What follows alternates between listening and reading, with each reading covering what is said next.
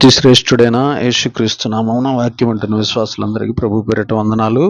మీరంతా క్షేమంగా ఉన్నారని తలంచి మీ ఆత్మీయ దేశకుడు బ్రదర్ తేజమయ. ఈరోజు అద్వితీయ బర్త్డే రోజున ఈ యొక్క రవి జాన్సీ వాళ్ళ కుటుంబంలో జరుగుతున్న ఈ యొక్క గృహ కొడుకుని దేవుడు ఆశీర్వదించును గాక. ఒకసారి మనం చూద్దాం. లూకా సువార్త 13:9. లూకా సువార్త 13:9. లూకా సువార్త 13 అది ఫలించినా సరి లేని ఎడల నరికించి వేయమని అతనితో చెప్పెను. దేవునికి మహిమ ఘనత ప్రభావం. చూడండి, ఇక్కడ 7వ వచనం చదువుదాం. గనుక అతడు, ఇదిగో 3 ఏండ్ల నుండి నేను ఈ అంజూరపు చెట్టున పండ్లు వెతకవచ్చుచున్నాను గాని ఏమీ దొరకలేదు. దీనిని నరికివేయము, దీని వలన ఈ భూమియు ఎలా వ్యర్థమైపోవాలని ద్రాక్ష తోటమాలితో చెప్పాను. అయితే వాడు, అయ్యా, నేను దాని చుట్టూ త్రవ్వి ఎరువు మట్టుకు ఈ సంవత్సరము కూడా ఉండనిమ్ము, అది ఫలించినా సరి, లేని ఎడల నరికించి వేయమని అతనితో చెప్పాను. ఆమేన్. దేవునికి మహిమ ఘనత ప్రభావములు కలుగును. ఎప్పుడైనా చర్చికి క్రైస్తవులు ఇస్తే వాళ్ళు ఏం చేయాలంటే ఫలించాలి. ఫలించలేదంటే దేవుడు ఏం చేస్తాడు? ఈ చెట్టు వల్ల కానీ దీని వల్ల కానీ నాకు ఎలాంటి ఉపయోగము లేదు, ఇది వ్యర్థమైపోతుంది ఈ భూమి. ఇతని వల్ల సంఘం వ్యర్థమైద్ది, కుటుంబం వ్యర్థమైద్ది, దేశం వ్యర్థమైపోద్ది. కాబట్టి మనం ఏం చేయాలంటే ఫలించాలి. యేసుప్రభు దగ్గరికి వచ్చినప్పుడు మనం ఏం చేయాలంట? ఫలించాలి. అంటే దేవుడు యజమానుడు అనండి. ఒకటి యజమానుడు, తోట యజమానుడు ఒక ఆయన ఉంటాడు, తర్వాత తోట మాలి ఒక ఆయన ఉంటాడు. తోట యజమానుడు దేవుడు, తోట మాలి పాస్టర్ అంటే కాపరి. తోట మాలి అంటే ఎవరంటే కాపరి. ఇప్పుడు ఎవరు ద్రాక్ష తోటను చూడటానికి వచ్చారు? తోట యజమానుడు చుట్టానికి వచ్చాడు. ఎన్నిసార్లు వచ్చాడు? 3 సార్లు వచ్చాడు. 3 సార్లు వచ్చినప్పుడు ఆ చెట్టుని ఏం చేశాడు? వెతికాడు. ఏం దొరకలేదు? ఫలములు దొరకలేదు కాబట్టి యజమానుడికి ఏమొచ్చింది? కోపము వచ్చింది. ఏమొచ్చింది చెప్పాలి? కోపం వచ్చింది. నిద్ర వస్తుందా? వెరీ గుడ్, స్తోత్రం, హల్లెలూయా. కాబట్టి ప్రియదేవుని బిడ్డలారా, అప్పుడు తోటమాలి ఏమంటున్నాడంటే, అయ్యా, ఈ సంవత్సరం కూడా ఉండనిమ్ము, నేను దాని చుట్టూ త్రవ్వి దానికి ఎరువు వేసి దాన్ని బాగు చేసి దాని పక్కన ఉన్నటువంటి రాళ్ళు రప్పలు తీసివేసి దాన్ని శుభ్రం చేస్తాను. హల్లెలూయా. దేవునికి మహిమ కలుగును గాక. మరి ఎందుకు ఉంచాలి ఆ చెట్టుని? చూద్దాం. ఏమేయాలి దాని చుట్టూ? కొన్ని మాటలు ఫటాఫటా చెప్పేస్తాను, చాలా జాగ్రత్తగా వినండి. కీర్తనల గ్రంథము 119వ అధ్యాయము, కీర్తనల గ్రంథము 119వ అధ్యాయము 50వ వచనం. కీర్తనల గ్రంథము 119:50. నీ వాక్యము నన్ను బ్రతికించి ఉన్నది, నా బాధలలో ఇదే నాకు నెమ్మది కలిగించుచున్నది. ఆమేన్. దేవునికి మహిమ ఘనత ప్రభావములు. వాక్యం అనే ఎరువు వేయాలి. ఆ చెట్టు ఫలించాలంటే ఏం చేయాలి? వాక్యం అనే ఎరువు వేయాలి. ఒకవేళ వాక్యం అనే ఎరువు కనుక ఆ చెట్టుకి వేయకపోతే అది ఫలిస్తుందా? ఫలిస్తుందా? మనం వేరే చెట్టు కాయలు తెచ్చి దాంట్లో వేస్తే ఫలిస్తుందా? ఫలించదు. దానికి ఏం వేయాలంటే వాక్యం అనే వెరువు వేయాలి, బలం మందు వేయాలి. బలం మందు వేయలేదనుకో, ఆ చెట్టు బలహీనంగా ఉందనుకో, అది ఫలిస్తుందా? ఫలించదు. కాబట్టి ఎందుకు ఈ సంవత్సరం ఉండనీయమంటున్నాడు దేవుడు? మనకి ఇప్పుడు ఇక్కడ ఉన్న అద్వితీయ బర్త్డే రోజే మనం ఇవన్నీ ఎందుకు చెప్పుకుంటున్నాం అంటే, ఆమెతో కాదు, మనతో కూడా సంబంధం ఉంది వాక్యానికి. మనం కూడా ఫలించాలి. ఆమె చిన్నపిల్ల, ఆమెకి ఏం తెలియదు. ఆమె పేరు చెప్పుకొని మనం ఇలా ఈ కార్యక్రమం చేసుకుంటున్నాం. కానీ ఫలించాల్సింది ఎవరు? మనం. వాక్యం ఎవరి దగ్గరికి వస్తుంది? మన దగ్గరికి వస్తుంది. అర్థమవుతుందా? మనం మారు మనసు పొందాలి, మనం పాపాలు విడిచిపెట్టాలి. మనల్ని దేవుడు ఎతికినప్పుడు ఏదన్నా దొరకలేదనుకో, మనం వాటిని ఏం తెలుసుకోవాలి? అయ్యో, నా కాడ ఇది లేదు కదా అని. గలతీయులకు రాసిన పత్రిక 5వ అధ్యాయం 22వ వచనం. గలతీయులకు రాసిన పత్రిక 5:22 ఏం తెలియజేస్తుందయ్యా అంటే, 2 నిమిషాలు పోమ్మా. గలతీయులకు రాసిన పత్రిక 5:22 ఏమని తెలియజేస్తుందో చూద్దాం ప్రియదేవుని బిడ్డలారా. అయితే ఆత్మఫలమేమనగా ప్రేమ, సంతోషము, సమాధానము, దీర్ఘశాంతము, దయాలత్వము, మంచితనము, విశ్వాసము, సాత్వికము, ఆశా నిగ్రహము. ఇట్టి వాటికి విరోధమైన నియమం ఏదియో లేదు. క్రీస్తు యేసు సంబంధులు శరీరమును వాని ఇచ్ఛలతోనూ దురాశలతోనూ సిలువ వేసి ఉన్నారు. ఆమేన్. దేవునికి మహిమ ఘనత ప్రభావములు కలుగును గాక. ఒకటోదేమో వాక్యము విని ఫలించటం కోసం ఈ సంవత్సరం ఉండనిస్తున్నాడు మనల్ని. ఆ వాక్యం విన్న తర్వాత మన లోపల మార్పు రావాలి, మనం ఫలించాలి. తర్వాత రెండోది, మనం ఆత్మ ఫలములు పండాలి. చెప్పండి, ఆత్మ ఫలములు పండాలి. లోకంలో చాలా మందికి ఏముంటది? కోపము, కక్ష, పగ, ద్వేషము, అసూయ, ఆ ఇవన్నీ ఉంటాయి. కానీ యేసు ప్రభు వారి దగ్గరకు వచ్చిన మనకాడ ఏముండాలంట? ప్రేమ, సంతోషము, సమాధానము, దీర్ఘశాంతము, దయాళత్వము, మంచితనము, విశ్వాసము, సాత్వికము, ఆశా నిగ్రహము, ఇవి ఉండాలి. ఈ 9 ఫలాలు మన లోపల పండాలి. మనల్ని టచ్ చేస్తే చాలు, ఆయన మంచోడండి, ఆయన చాలా దీనుడండి, ఆయన చాలా నీతివంతుడండి, ఆయన పరిశుద్ధుడండి, ఈ మాటలు మన గురించి రావాలి బయటికి. ఆయన చాలా మూర్ఖుడండి, ఆయన చాలా శాడిస్ట్ అండి, ఆయన కోపిష్టండి అనే పదాలు క్రైస్తవుల జీవితంలో వినబడకుండా కొట్టివేయబడును గాక. ఆమేన్. దేవునికి మహిమ, ఘనత, ప్రభావములు కలుగును గాక. యోహాను సువార్త 5వ అధ్యాయము 5 నుంచి 6 వచనాలు చదువుకుందాం. యోహాను సువార్త 5వ అధ్యాయము 5 నుంచి 6 వచనాలు చదువుకుందాం. అక్కడ 38 ఏండ్ల నుండి వ్యాధి గల ఒక మనుషుడుండెను. యేసు వాడు పడియుండుట చూసి వాడప్పటికి బహుకాలము నుండి ఆ స్థితిలో ఉన్నాడని ఎరిగి, స్వస్థపడగోరుచున్నావా అని వాడిని అడుగ్గా, ఆ రోగి, అయ్యా, నీళ్లు కదిలింపబడినప్పుడు నన్ను కోనేటిలోనికి దించుటకు నాకు ఎవడునూ లేడు గనక నేను వచ్చినంతలో మరి ఒకడు నాకంటే ముందుగా దిగునని ఆయనకు ఉత్తరమిచ్చెను. యేసు, నీవు లేచి నీ పరుపెత్తుకుని నడుమని వానితో చెప్పగా వెంటనే వాడు స్వస్థత నుండి తన పరుపెత్తుకొని నడిచెను. ఆమె దేవునికి మహిమ, ఘనత, ప్రభావములు కలుగును గాక. ఈ సంవత్సరం కూడా మనకు ఆయుష్ ఎందుకు ఇస్తున్నాడంటే దేవుడు, ఫస్ట్ది ఏందంట? వాక్యం చేత బలపరచబడాలి. రెండోది ఏందంట? ఆత్మ ఫలము మన లోపల పండాలి. మూడోది ఏందంట? మన లోపల ఉన్న రోగాలన్నిటికీ మనం స్వస్థతలు పొందాలి. మన లోపల ఉన్న రోగాలన్నిటిని మనం ఏం చేయాలి? ప్రభువు దగ్గరకు వచ్చి బతిమలు ఆడుకొని, ప్రభువా, ఈ రోగం నుంచి నన్ను విడిపించు, ఈ పాపం నుంచి నన్ను విడిపించి, ఈ వ్యసనం నుంచి నన్ను విడిపించు, ఈ శోధన నుండి, ఈ అప్పు నుండి, ఈ దరిద్రం నుండి, ఈ చీకటి నుంచి నన్ను విడిపించని మనం ప్రభు పాదాలు పట్టుకుంటే మనం స్వస్థత పొందుకునేదము గాక.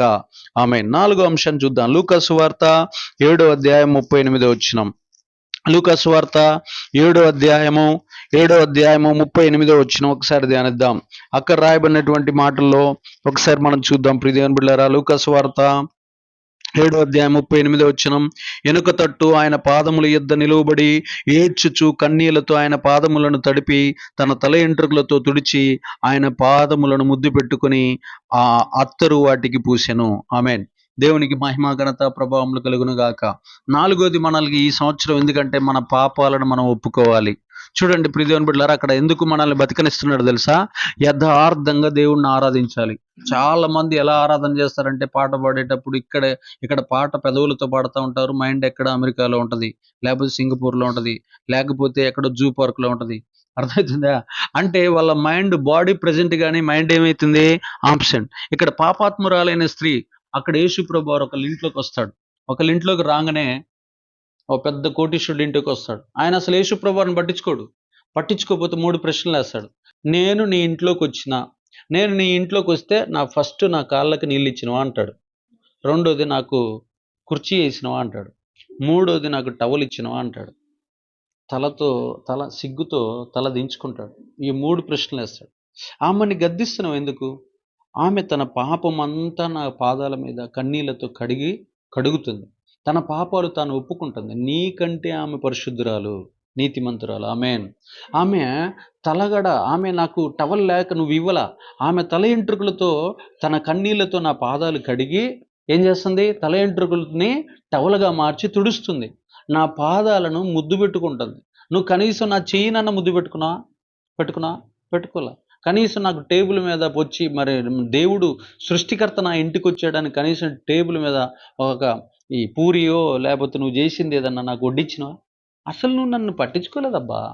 జస్ట్ మా ఇంటికి వచ్చినాడని గొప్పలు చెప్పుకోవడానికి తిరుగుతున్నావు తప్ప నాకు చేయాల్సిన పరిచయం నువ్వు చేయాలి, ఆమె చేస్తుంది. హల్లెలూయా. చూడండి, ఇక్కడ యథార్థంగా దేవుణ్ణి ఆరాధించాలి మనం. మనదంతా ఎట్టుంటుందంటే, ఆదివారం రోజు ఒక్కరోజు దేవుడి ఆరాధన, మిగతా 6 రోజులు దెయ్యాల ఆరాధన చేసినప్పుడు ఆరాధన యథార్థమైన ఆరాధన, దొంగ ఆరాధన. స్తోత్రం, హల్లెలూయా. దేవునికి మహిమ, ఘనత, ప్రభావములు కలుగునుగా. అందుకనే ఆయన ఎవరిలాగా మనల్ని మారమంటున్నాడంటే, పాపాత్మురాలైన స్త్రీలాగా యథార్థంగా నన్ను ఆరాధించండి, నిజంగా ఆరాధించండి. యథార్థంగా మీరు మారి నన్ను నిజంగా చూడండి, కొంతమంది కళ్ళు మూసుకుంటే పరలోకం కనపడదు. అది ఈ తరంలో ఉన్న క్రైస్తవులకు కూడా. కొంతమంది గంట సేపు ప్రార్థన చేసిన ఒక దర్శనం కనపడదు. కారణం ఏంటంటే వాళ్ళకి లోకాశలు, దురాశలు, శరీరాశలు, ఈ ఈ భూ సంబంధమైన వస్తువులు, బంగారము, వెండి, సోకులు, వీటి మీద పిచ్చి, సినిమాల పిచ్చి, రాజకీయాల పిచ్చి, ఈ తర్వాత క్రీడల పిచ్చి, ఈ పిచ్చితోటి నిండిపోవటం వల్ల వారికి ఒక్క దర్శనం కూడా కనబడదు. కాబట్టి పాపాత్మురాలు యథార్థంగా దేవుణ్ణి ఆరాధించినట్లు మనం ఈ సంవత్సరం దేవుణ్ణి యథార్థంగా ఆరాధించదము గాక. అందుకనే దేవుడు మనకేమిస్తున్నాడు, ఈ సంవత్సరం కూడా ఉండనిస్తున్నాడు. తర్వాత మార్కు సువార్త 15:16, మార్కు సువార్త 15:16, మార్కు సువార్త 15:16, మార్కు సువార్త 15:16, మార్కు సువార్త 15:16. చదువు, ఏమని రాసిండు?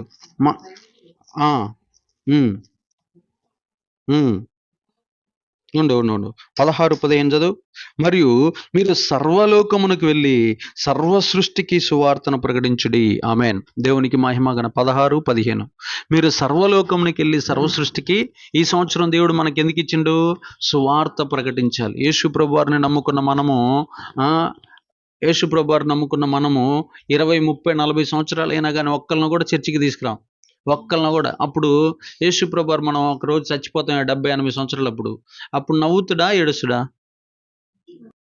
నవ్వుతుడా? ఒక్కళ్ళను కూడా 70 సంవత్సరాల వయసు మీద నువ్వు ఒక్కళ్ళను కూడా చర్చికి తీసుకురాపోతే అప్పుడు నవ్వుతుడా, ఏడుస్తుడా మమ్మీ? అది వెరీ గుడ్. అందుకని దేవుడు మనకేం చెప్తున్నాడు. ఇప్పుడు కొంతమంది ఏమనుకుంటారంటే పాస్టర్లు మాత్రమే వాక్యం చెప్పాలి, మాకేం పని లేదు, మమ్మల్ని దేవుడు స్వేచ్ఛ ఇచ్చాడు, మేము ఇష్టం వచ్చినట్టు బతకొచ్చు అనుకుంటారు. కానీ గొర్రెలు గొర్రెలనే కంటాయి, సేవకులు సేవకులనే కంటారు, విశ్వాసులు విశ్వాసులనే కనాలి. విశ్వాసులకి బాధలు ఉంటాయి. ఒక పక్కింటోడికి విశ్వాసి, నువ్వు విశ్వాసి, వాడికి బాధ ఉంటుంది, నీకు బాధ ఉంటుంది. ఆ బాధను తీసుకొని ఎవరి కాడికి తీసుకురావాలి? దేవుడి కాడికి తీసుకురావాలి. వాళ్ళకి ఏం చెప్పాలి? మనం యేసు ప్రభు వారి దగ్గరికి వెళ్తే మనకి విడుదల విడుదల విడుదల అని సువార్త చెప్పి వారిని తీసుకొని వచ్చేదము గాక. తర్వాత లూకాసు వార్త 2:57, లూకాసు వార్త 2:57. అయిపోయింది 37 అయిపోయింది డాడీ, 2 నిమిషాలు. 84 సంవత్సరములు ఎదురాలయండి. 2:37 దేవాలయమును విడవక ఉపవాస ప్రార్థనలతో రేయింబవళ్ళు సేవ చేయుచుండెను. ఆమెన్. దేవునికి మహిమ ఘనత. 6వ పాయింట్ ఏందయ్యా అంటే ఎడతెగక ప్రార్థన చేయాలి. ఈ సంవత్సరం దేవుడు మనకి ఎందుకు ఇచ్చాడంటే ఎడతెగక ప్రార్థన చేయాలి. ప్రార్థన చేయకుండా ఎంత పనైనా, ఎంతసేపైనా ముచ్చట్లు పెట్టుకుంటారు, ఎంతసేపైనా రకరకాలైన గొడవలు పెట్టుకుంటారు. భార్యాభర్తలు గంటలైనా గొడవలు పెట్టుకుంటారు, కానీ ఒక గంట గదిలోకి పోయి ప్రార్థన చేయరు. ప్రార్థన చేసి దేవుడు ఏం చేస్తాడు? శోధనలోకి వెళ్లకుండా విడిపిస్తాడు, సమస్యల నుండి తప్పిస్తాడు, నూతన తలుపులు తెరుస్తాడు, నూతన అవకాశాలు సృష్టిస్తాడు, నూతనమైనటువంటి అద్భుతాలు నీ జీవితంలో జరిగిస్తాడు. అసలు ఇది అసాధ్యము అన్న కార్యాన్ని సుసాధ్యము చేస్తాడు. ప్రార్థన చేయకుండా ముచ్చట్లు పెట్టుకోవటం, సినిమాలు చూడటం, జబర్దస్తులు చూడటం, అబద్ధాలు ఆడటం, రకరకాలైన పాపపు పనులు చేయటం, లోకంలో లాస్ట్కి ఆ శోధనలన్నీ మీదకి వచ్చి పడంగానే చచ్చిపోవటం, ఏదో గెలిచినట్టు ఏదో ఫీల్ కావటం, అదేందో మగతనం నిరూపించుకోవటం అని ట్రై చేస్తూ ఉంటారు. అలా కాకుండా శోధనలో ప్రవేశించకుండా ఉండాలంటే ఈ సంవత్సరం అంతా మనం ఏం చేయాలి? ప్రార్థన చేయాలి. లాస్ట్ మాట చదువుకుందాం. హెబ్రీలకు రాసిన పత్రిక 13:16. హెబ్రీలకు రాసిన పత్రిక 13:16. హెబ్రీలకు రాసిన పత్రిక 13వ అధ్యాయము 16వ వచనం. 13:16 ఉపకార ధర్మము చేయ మరిచిపోకుడి, అట్టి యాగములు దేవునికి ఇష్టమైనవి. దేవునికి మహిమ ఘనత. 7వ పాయింట్ ఏందంటే ఈ సంవత్సరం మనం ఏం చేయాలంటే ఉపకార ధర్మములు చేయ మరిచిపోకుడి, అట్టి యాగములు దేవునికి ఇష్టమైనవి. అంటే ఉపకార ధర్మం అంటే పక్కన వాళ్ళకి సహాయాలు చేయటం, ఇతరులకు సత్క్రియలు చేయటం, బట్టలు లేని వారికి బట్టలు ఇవ్వటం, ఆహారం లేని వారికి ఆహారం, పుస్తకాలు లేని వారికి పుస్తకాలు ఇవ్వటం, ఆ తర్వాత స్కూల్ ఫీజు కట్టుకోలేని వాళ్ళకి స్కూల్ ఫీజు, చెరసాల్లో ఉన్న వారిని దర్శించడం, హాస్పిటల్లో ఉన్న వారి దగ్గరికి వెళ్ళి పండ్లు తీసుకెళ్ళటం, లేకపోతే బాధల్లో ఉన్న వారికి ఏదైనా సహాయాలు చేయటం, ఇలా ఉపకార ధర్మం చేయటం వల్ల మనం ఏమైతామంటే నిజంగా దేవునికి పిల్లలమవుతాం గాక. ఇలాగ మనం ఈ సంవత్సరం కనుక ఉంటే, ఈ 7 పనులు కనుక మనం చేస్తే దేవుడు ఖచ్చితంగా మనకి శ్రేష్టమైన ఫలములతో మనం ఫలించదము గాక. దేవుడి మాటలను దీవించి స్థిరపరచు వర్ధిల్లింప చేయను గాక. ఆమెన్. ప్రార్థన చేసుకుందాం. తలలు వంచండి అందరూ.